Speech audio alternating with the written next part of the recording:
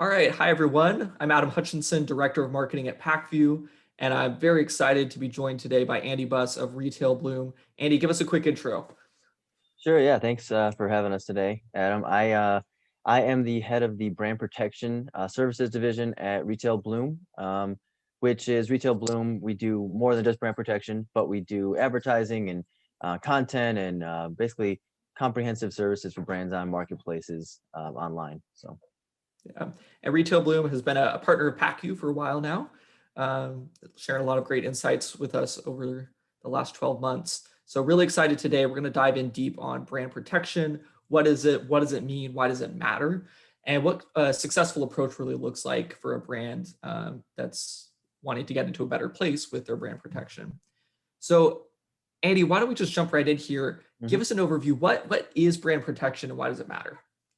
Yeah. So I think might help initially to even say what it isn't necessarily. I think there are kind of a lot of misconceptions about we'll see brands that come to us initially and might have some form of minimum advertised price monitoring out there. So they're using some kind of software to monitor pricing, perhaps, or they might have brand registry on Amazon. They're trying to file complaints there, but we'll see a lot of pieces, right, of brand protection with a brand that might come to us, but there's a comprehensive solution that's really needed to establish your brand protection, and that's what we try to provide for brands is not only the foundation to from which to enforce, but then actually the enforcement and the monitoring on an ongoing basis. So when we say brand protection, specifically at Retail Bloom, we're talking about a comprehensive approach where we start with basically a strategy and assessment, right? Kind of go through the brand, what's going on. We create a strategy, then we create the actual foundation that we need to properly enforce for the brand online, which is reseller policies and a price policy, possibly distributor agreements, all those documents that are needed to do this right. And then part three is really that monitoring and enforcement, where we are then monitoring pricing, monitoring sellers of your brand across the internet, and enforcing against the unauthorized sellers, the falling prices, and getting that all back in shape through a platform that we use online called TrackStreet, which is we think best of the best on that front. And then when needed, possibly escalating to physical cease and desist letters or other even legal help beyond just online, physical letters, physical draft complaints, that kind of thing if needed. So Got it. Okay, so we've covered pricing enforcement, everything from legal. Who actually owns brand protection in an organization, or who should? yeah, it's with the brands that I've worked with, it's varied to an extent, but it usually ends up landing in the lap of a vice president of sales, maybe a VP of sales, or sometimes the marketing department's brought in, but it's typically the sales department that works with me or my team directly most often, because that's the department that is being most affected, right? Whether it's other sellers taking sales from the brand that shouldn't be happening, or prices plummeting and the sales department's hearing from retailers or resellers for that brand and maybe fielding complaints of margins being lost. So we work with the sales department a lot, typically with the advice or blessing, let's say, of any attorney or legal department that might be working within that brand. They'll usually sign off on it or be on a call or two to make sure they understand everything that we're doing. But really, it's the sales department that wants to own this to make sure they clean up that channel online. Got it. Got it. Okay, so let's take a step back, and if we look at kind of current state, a brand that's maybe not focused on brand protection very much today, what are the risks? Yeah, so if you're a brand listening to this, it might sound familiar. You'll see plummeting prices across not only Amazon, but let's say you're in the hardware space. You might have products on Home Depot and Lowe's and maybe Wayfair and stuff like that. You will see prices dropping, not just on Amazon, but on other channels, other sites as well, because as I'm sure many of us are aware, Amazon has algorithms to match prices across the internet. So you'll see one seller out there, could be on their own retail website, some brick and mortar person you sell to may sell online on their website or on Amazon, but that price will be matched by Amazon on the marketplace. If they're selling the product, it'll be matched by other sellers who are on that listing on Amazon, and you'll start seeing prices drop kind of across the board on some of your products as there's a kind of a race to the bottom, right, to get that sale. You'll see loss of buy box percentage. So you'll start seeing a lot of sellers pop up if we don't know for sure who is getting the product through distributors or from the manufacturer and who's selling it. So you'll see many sellers start popping up if the product gets diverted, or we don't have clear visibility on who's allowed to sell and who's actually selling the product online. So you'll start seeing that buy box percentage drop for you or your authorized sellers. And then thirdly, you'll start seeing troubles with ads not serving possibly, or you'll see ads that are driving people to sales for unauthorized sellers. So we can get into more detail on this, but basically to have your ads serve for sponsored product ads on Amazon, you have to have the buy box, right? And if you don't have the buy box because of other sellers that are popping up, your ads aren't going to serve. You're not going to be seeing that ad spend, be utilized. But if you do get ads that are served, maybe a banner ad, a brand ad, it could be driving sales to your listing that's actually being won right now by unauthorized sellers. So you're not even gonna be recognizing those sales, which is a dilemma. Right. So, I mean, something we talk about a lot on the advertising side of the house is that lost buy box, right? Hmm. That lost opportunity where you're losing out on impression share because you just literally can't serve your ads. But Right. it almost seems like driving your advertising, whether it's display advertising or even off channel, right? Social advertising, search Yeah. advertising, etc. You could be driving all of this to detail pages on Amazon and losing out on owned sales and not even know it, right? I mean, Right. contextualize for me, how big of a problem really is this? Yeah. It's something that brands, there's kind of been, I think, my personal experience, two waves of brands recognizing this problem and how it is kind of foundational to selling online. And one was maybe 2 or 3 years back, people started recognizing that everyone rushed online, right? We wanted to get our products up on Amazon and eBay and kind of, be a part of the e-commerce boom. People did that. And then a couple of years ago, they started recognizing, wow, we need to start controlling this. It's getting out of hand. There's people selling our product all over. Let's dive in and start controlling that. That was kind of wave one. We saw brand protection surfacing online. And now with COVID and the pandemic this last year and a half, there's a whole new focus by brands on the e-commerce channel. And I think a lot of brands have zeroed in on, wait, what are we doing with our ad spend? Where's that money going? How can we do better online? And you're starting to see kind of a whole nother round of brand protection focus right now. And to your point about how big is this problem, it's something that we think is foundational to selling properly online. If you don't have your brand protection in place as you're starting to sell or starting to grow with your sales on the marketplace or online, you're just like we talked about, you're going to start seeing margin spiral downward with prices that are competing from your authorized sellers. Everyone's racing to the bottom to get the sale. You're going to see many sellers pop up and start breaking apart your listings. They're going to be pushing content and you're not going to necessarily know if your proper content is serving on a listing. So it's almost, I would argue it's necessary to get it in shape at some point. You'll see some growth in your sales, but when you get to that certain point where there is some market share, you are getting recognition, other people are going to start selling your product and start trying to fight for that sale. And without the proper, foundation in place, it's could be catastrophic with the spiral downward. So it's kind of one of the first things that, want to have in place for a brand. So there is a level of like table stakes then, I guess, with brand protection before you really invest heavily on the marketing and then the other side of things. Yeah.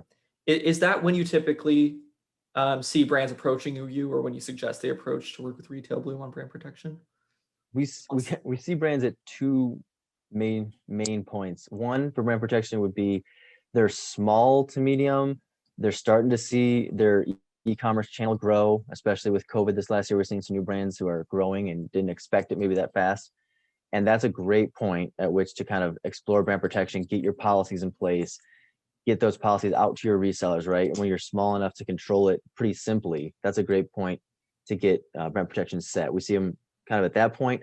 Or the other more difficult way to approach it is a brand that has been out there for maybe years and years. They have a lot of market share, and all of a sudden, there's just too many sellers and too many price issues to ignore anymore. And they know there's a big problem they need to tackle that maybe they didn't see 1 to 2 to 3 years ago as before the boom of Amazon and, international Amazon. And so it's either that initial stage where they're just kind of seeing some boom online, or it's been a kind of a slow developing problem that they can't ignore anymore, and they're starting to, need to tackle, make more of a cleanup. Let's put it that way. So Right, right. Okay.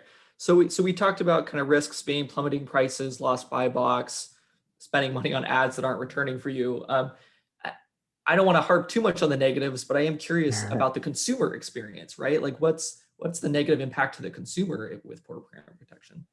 yeah, that's a good question. So I guess there's a good and the bad. The good for a consumer, right, is, I'm sure we've all done this. You walk into a store, maybe you see a price for the item, and you say, "I can find that cheaper online." You Google it, or you go to your Amazon app and you find it cheaper, and you buy it at a lower price from someone who shouldn't be possibly selling at that price. So that's I guess a plus for the consumer, is if brand protection isn't in place, you can find some lower prices. The the flip side of that, though, is a consumer could be buying from an unauthorized seller who, if a brand has their policy set and has a reseller program in place, that consumer now bought a product from, let's say, George out of his garage, or he doesn't know where it's coming from online, maybe. And unbeknownst to that consumer, he doesn't get the warranty that should attach. He might not have the instructions included in that packaging. He's not going to be able to send it back if it's defective. Lots of different ways that a customer might be affected by unknowingly buying from unauthorized or gray market sellers. They might not be getting that product, even might not even be the same product that was pictured or advertised in the listing from those sellers. So Right, right. Okay. which then, of course, right, you're going to get a negative review. They're going to tell their friends. The brand starts getting reputation that deteriorates, and it's kind of part of that spiral we talked about. So Right. Okay. yeah. So talk to me about approaching brand protection. What's sort of the phased approach that you take at Retail Bloom? Yeah, so brands will come to us. We can do, basically say, how do we start, or where do we start, right? There's a couple different, let's say, snapshots we can provide with kind of just an initial audit. We'll get on a call and explore what the problems are currently for the brand, kind of try to provide a snapshot of, here's the current seller landscape that we see, here's how many sellers you have out there. We're able to provide that kind of data. We can provide some kind of a sample snapshot of, here's some pricing issues and some availability issues you're out on these websites that you might not even know about. So kind of run through some of that sample data to show what the potential problem looks like. And then we'll say, okay, what policies do you have in place? Where are you at currently? Have you tried to clean this up in the past to make sure we're not either being redundant or, doing something that might be counter to what resellers of that brand have already experienced? But if the slate is kind of clean, or slate is kind of clean, we will start with policies, right? What kind of policies do we need? How do you guys sell to the resellers? Do you use distributors? We'll go through this initial interview if we sign up a brand with our services, and then we'll start working on the policies. So it's kind of an assessment, a strategy, a conversation with the brand at first to see what we need, what the problem is, what's needed, before we dive into that second stage of actually creating the foundation so that we can enforce. Great. Okay. So what does a successful foundation then actually look like? Yeah, so when you boil it down, the foundation is really about trademark law, right? Most importantly, I'm sure anyone listening to this is probably familiar with the legal principle that allows sellers to sell a trademark product, right? In concept, at least. And what that's called is the first sale doctrine. Sellers that acquire, your trademark product, whether they buy it at, let's say, a warehouse store, or find it on a truck, or whatever it might be, they're allowed to sell that, typically, just kind of that legal principle that's kind of the default. And the way to overcome that, we set up policies and a reseller program, and to help the brand say, hey, you know what? Here's our authorized resellers. Here's the people that are allowed to sell our product. And with that permission, with our blessing and monitoring that goes with that, here come a warranty, here come proper packaging and instructions, here comes these characteristics of the product that are included, because we know that it's going through an authorized channel. You're going to get the proper product, the proper service, storage, all the things that we can say we can vouch for as a brand will be included in that program. And now we're able to go after those unauthorized sellers and actually legally, under trademark law, tell them to stop because the product they're selling doesn't have any of those features that we're attaching in the reseller program. Got it. Got it. So when we get to sort of the monitoring and enforcement side of it, though, I mean, I'll ask the blunt question: why not just start with a software solution? Why not just start with a place you can track things? Why do you need something more comprehensive to make a Yeah. difference? So you, if you were to just start with a software solution, maybe a map monitoring, a price monitoring solution, which is what we see a lot of brands doing initially, you're actually legally, the map policy, the whole pricing enforcement kind of mechanism is only enforceable against your authorized sellers. And that's kind of one point that's often missed, I guess, by brands is they think if they just create a map policy and maybe say what the pricing should be for their products, they can go out then and enforce against anyone who's selling their product and say, hey, here's our map policy, follow it. But actually the map policy has no effect except against authorized sellers. Now, which necessarily means you need to have authorized sellers, right? There has to be some kind of segmentation between who's authorized and who's not, which gets us to the reseller policy. So it's kind of a chain that's created there. But the map policy itself and just looking at pricing actually has no effect because anyone who's unauthorized or gray market has no no demand, no requirement to follow your map pricing. And a lot of them know that now. I see. I see. So I mean, you really have to go through the process of actually having a brand protection program, having the policies in place, knowing who your authorized sellers are, and then you can start enforcing tracking within Yeah, that system that you've set up. Okay. Okay. exactly. Great. So are there other pieces of enforcement monitoring or just things brands should be tracking that they're not currently that maybe most people don't think about? Well, we see a lot of brands who will come to us and they might have a solution for tracking their sales or their sellers on Amazon or maybe on Google or Walmart.com. They have some visibility into these main marketplaces.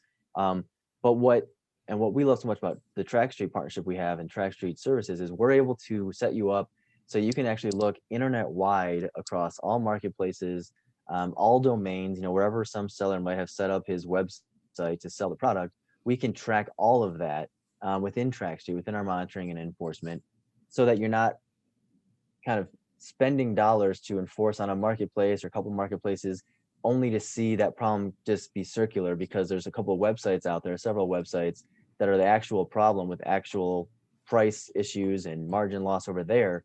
And the marketplaces just keep matching that and sellers just keep matching that price and that you don't even have visibility to. So it's kind of essential that you're looking at the internet as a whole, as opposed to just marketplaces or just Amazon to fix this problem, because it's just going to keep popping up if we're only looking at a marketplace or two. I see. Okay, that makes Yeah. sense.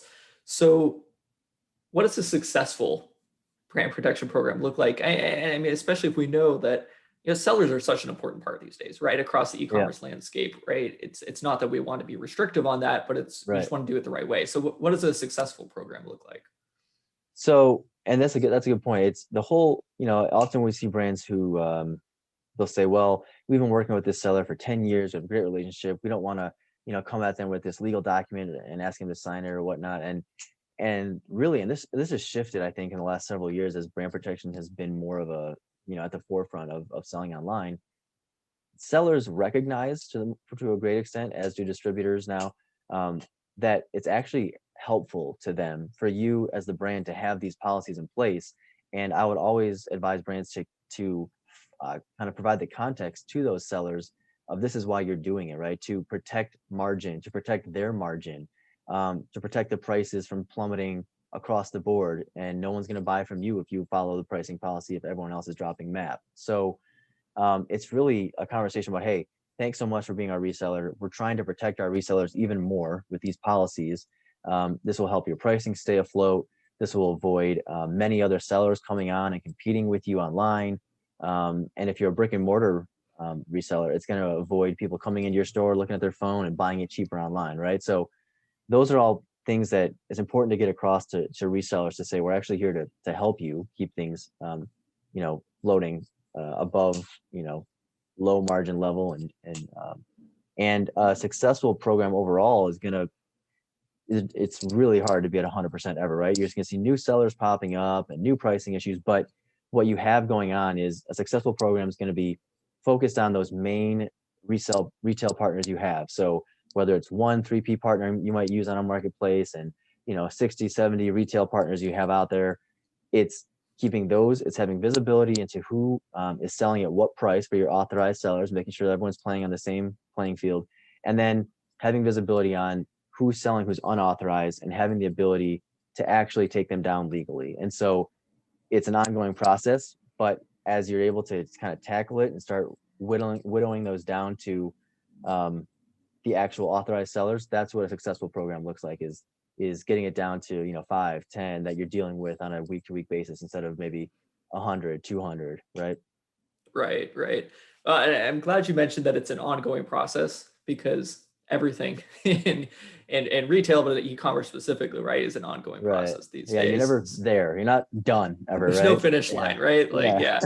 yeah.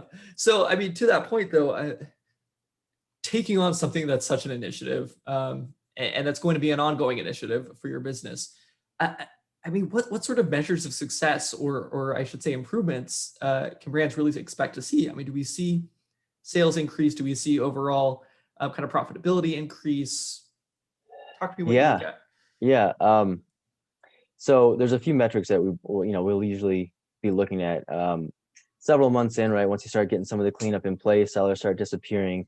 We want to start seeing, like I said, one, the number of sellers who are unauthorized, dropping, lowering. Two, you'll start seeing, depending on how many authorized sellers you might have on Amazon or 3P partners you might work with, you'll start seeing your or their buy box percentage going up, right? You're going to see other unauthorized sellers drop off, be removed, and you're going to see some margin and profitability, like you said, resurface, hopefully.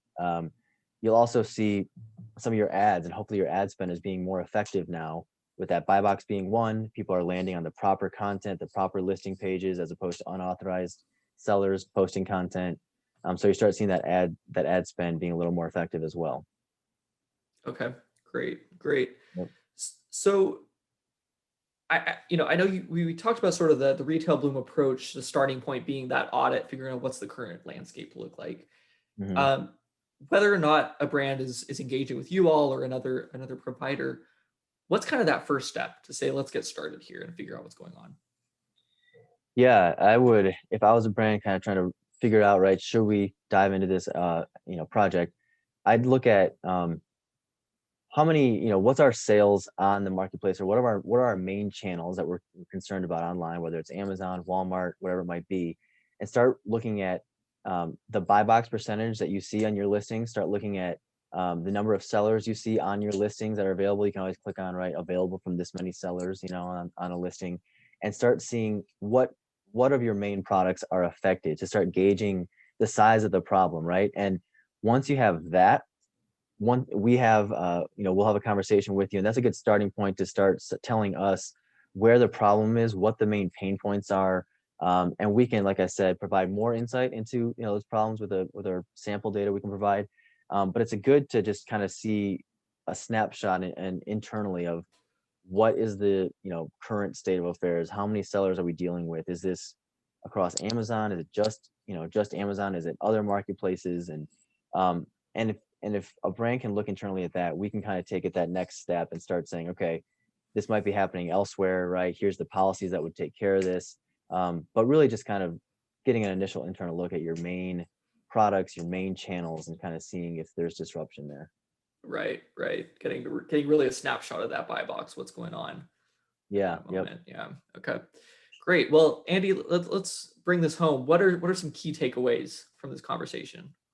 Yeah. So, one, I'd say don't think of, I think we covered this pretty well, but I would say don't think of brand protection maybe as an add-on or we'll get to that at some point type service. It's really something that should actually be flipped around and kind of be at the beginning of setting up your online sales channel, or kind of at the foundation of it, because it affects so many other things, right? Buy box, margin, ads.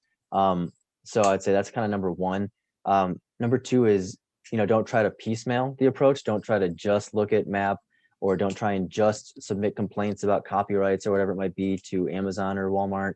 It really needs to be a comprehensive approach with that proper foundation, and then looking internet wide at the problem and monitoring it internet wide and enforcing it that way. And then finally, just don't forget that it does affect your advertising. It does affect the pricing of your product, the margin, but more importantly, your advertising and where people are ending up, and if your ads are serving. So it has far reaches, I would say. Okay, great. Great. Well, Andy, thanks so much for joining us today. This was really great. If people want Yeah. to learn more, how can they get in contact with you? Yeah, sure. So you can either go to our website, retailbloom.com, and submit, a chat or a request to learn more from us there, or reach out to me directly. It's ABUS, ABUSS at retailbloom.com, and I will respond to you. If you want to set up a time to connect on a call, we can do it there and talk to you that way. Awesome. And we've talked about lost buy box several times in this conversation. That's something that we track in Pacvue across Amazon, Walmart, and other marketplaces. So just getting a snapshot of that landscape of what's currently going on across your channel, both advertising as well as organic sales. That's one place to start as well. So check out pacvue.com. We can chat about that as well. But thanks so much. This was a great conversation. And Andy, we'll talk again soon. All right. Thanks, Adam.